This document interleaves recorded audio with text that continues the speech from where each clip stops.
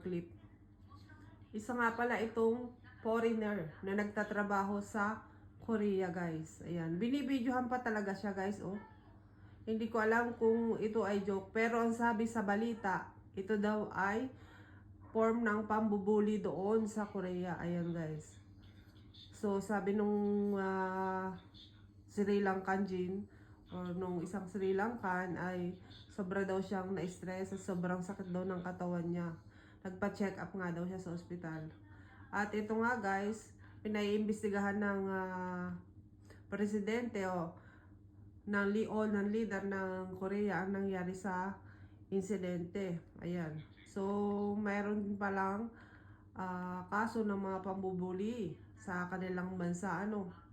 Bawal po yung mambuli, lalong-lalo na dito sa Japan. Kapag napatunayan, kung yung ganyan, ako, malaking danyos perwisyo ang ibabayad ng isang kumpanya kapag ganyan na na-video na ganyan na binubuli ka. Nako.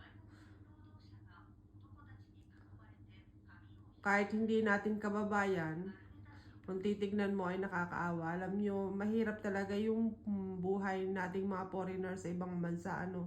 So, sa pagsisikap na maging maayos ang buhay ng pamilya, ayan, minsan may ganyan, may nabubuli. At totoo po yan, kahit dito sa Japan, maraming Japanese din ang nambubuli sa kanyang kapwa. Ayan, kahit sa kapwa niya Hapon or lalo-lalo na sa ibang lahi. Kasi,